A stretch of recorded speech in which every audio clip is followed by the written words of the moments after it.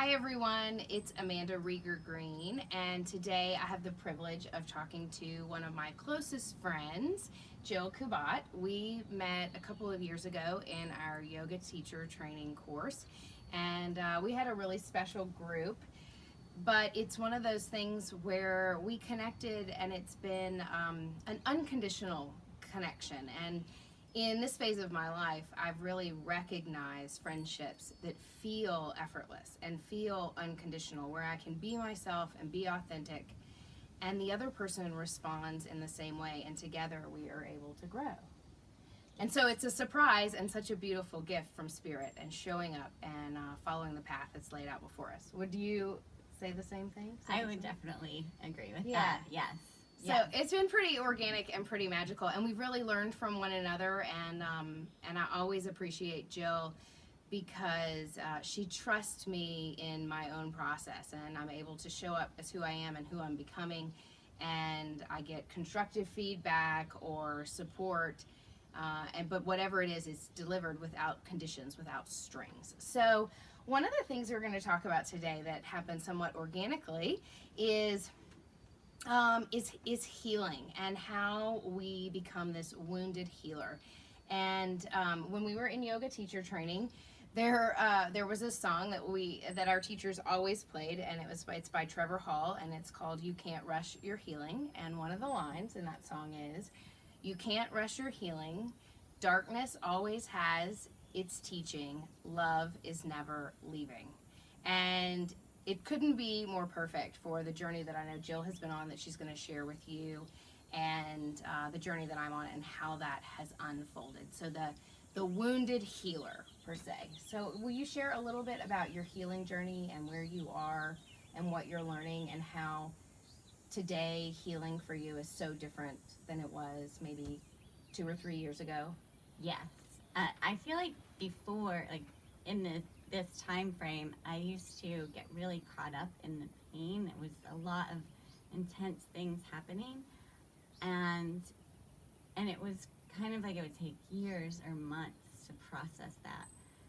Where now things keep happening, and it's almost like they keep happening faster, but I don't get so caught up in it. It just, like, I look at it as, what am I learning from this? How do I feel? What role do I play? Where do I need to make changes or amends, or, grow into a brighter and lighter person? Yeah, that makes so much sense. And being able to show up without judging or shaming, which has been a theme that really has been part of my journey as well. Definitely. And to be able to observe the situation objectively and from a higher perspective, looking at all of the moving parts versus getting caught up in the chaos and the drama of whatever the scenario or the circumstances are. And also, like, it sounds very empowered to me when you speak, rather than a place of victimhood. And I know for me, I used to be in this place of, this is all happening to me, and then more would happen to me. And when you speak, it sounds, it's not happening to you, it's happening for you. Maybe can you share, an example, or how you've seen that shift from that victimization to like a victorious perspective or an empowered perspective? Yes. Well, I did have a lot of victimhood going for a long We all time. do, I think. And I think when I had a really rough breakup, and I think at that moment was when I really started taking responsibility, like that this person had acted all these different ways towards me, but the reality was that I needed to take responsibility for how I acted and how I I didn't have clear boundaries. I wasn't coming from a place of self-love. And I feel like that's been the number one thing in all of this, is self-love. Yeah. And all of the healing now, that's where it comes from. Like, how do I feel most loving to myself in the highest way possible, not in an ego-based way? And taking, realizing that I had made all these choices, and put myself in this situation for this person to treat me the way that they did, because that's what it took for me to make the changes that I needed to make.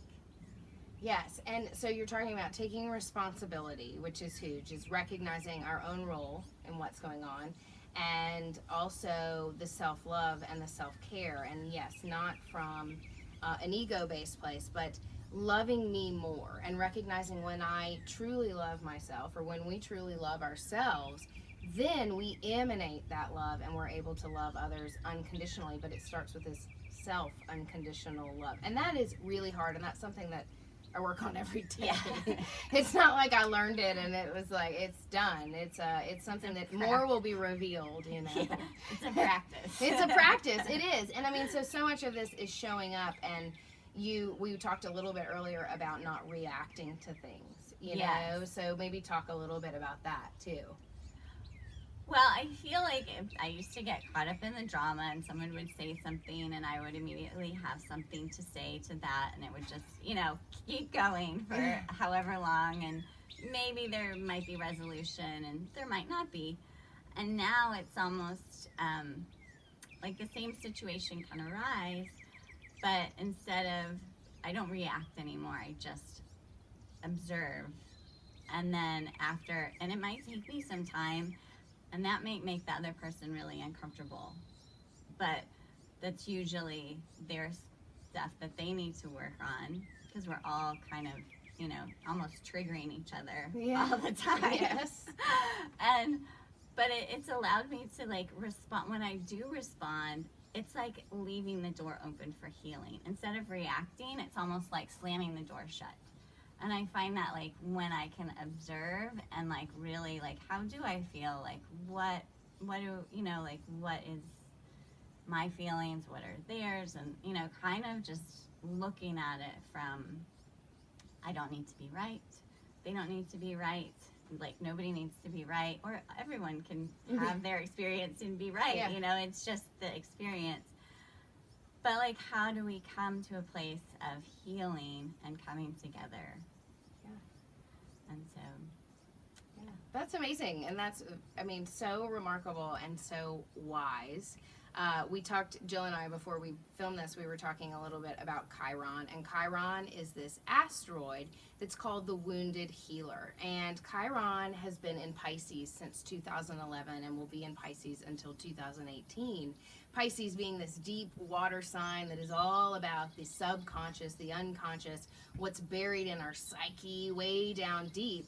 And so the Wounded Healer, and I did not understand this, but when I came to really recognize and appreciate what Chiron, this asteroid, astrologically and energetically represents, it all clicked and it made sense to me as to where I am, to where, Jill is Chiron is all about recognizing that we're going to be healing. We're in this healing process our whole lives. It never stops. We're not healed and bam, it's done. But at some point we cross this threshold of healing ourselves where there is something unconditional. We break these boundaries and there is an alignment that happens. The mind, the body, the spirit, the emotions, everything is aligned, and all of a sudden, again, it doesn't feel like everything is happening to you. It's happening for you to teach, to learn, to expand. And once you cross that threshold, you don't uncross it. You don't go back. And then the beauty of it is, while you continue your healing journey with yourself and with others and through connection, you are able to heal other people and become a healer. And I know, you're coming into how you are a healer in this lifetime and how you're working with others. And I know that, taking some professional risk and personal risk, you're just feeling your way through it, but you just keep showing up and it's unfolding. Do you maybe want to talk a little bit about that and the Wounded Healer per se? Yeah, well, I feel like I think just making, being open to the transition, not holding on to, I've had a career for the last 20 years, and being open to what comes next. But really, I feel like as I heal myself and do that work, things are just showing up where it's time to start to move in that direction. And and people are really supportive. Yeah. And I think it's almost like I've learned not to fight anything anymore, like when you can just almost be like water and just let it flow, whatever is happening, because like you said, everything is happening for you. Yep.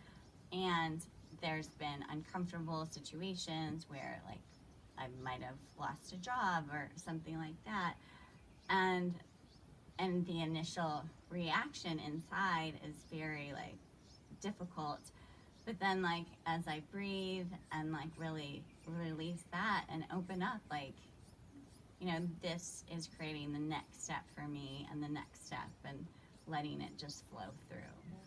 And I think the water is a great analogy, especially talking about Chiron being in Pisces, this deep water sign, and the sign of the spirit. And so that's what we're learning, in our psyche, and being able to come to that realization and be in it, and just to know that we're right where we're supposed to be, and that it is about the journey, not about the destination. I heard a great analogy this week, like when you go on vacation, you don't go on vacation with the intent of making your way all the way to the destination, which the final destination is back home. It's like you get to vacation, but if you like do the whole thing, you're not trying to get back home. You're experiencing the vacation, the whole journey, and what's along the way. And so, I have to remind myself of that daily. It is about the journey. It's not so much about the destination. And I don't know what I think the destination is, but somehow my ego and my human mind tells me that, I'm trying to do this and I'm trying to do that. And it's quit the trying and just be, just enjoy, just know, just trust.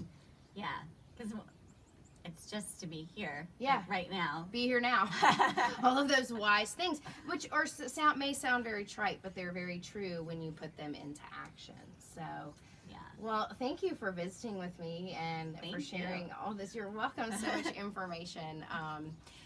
June is such a month. It's the 7 universal month, and the 7 is really a number of the psyche and insight and a sudden awareness.